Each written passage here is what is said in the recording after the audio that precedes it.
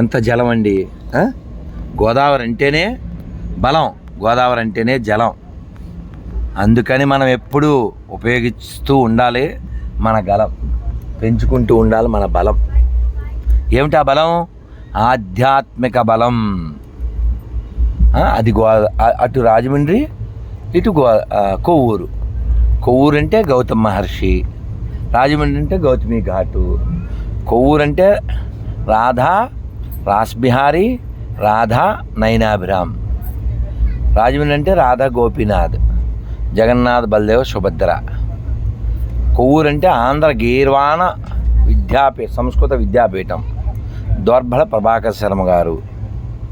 రాజమండ్రి అంటే కందుకూరి వీరేశలింగం గారు, విశ్వనాథ గోపాలకృష్ణ గారు. ఇలా అంతా ప్రశాంతతకు, ఆనందానికి ఆలవాలం, ఆరోగ్యానికి ఆలవాలం. నదులు, సరస్సులు, చెట్లు, పక్షులు, సరస్సులు, ఎన్నో వశస్సులు.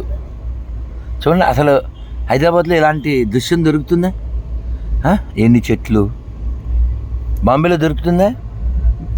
కాబట్టి ప్రకృతి ప్రసాదించిన ఇంత గొప్ప అనుభూతిని మనం మిస్ అవ్వకూడదు, లైఫ్ని మెస్ చేసుకోకూడదు.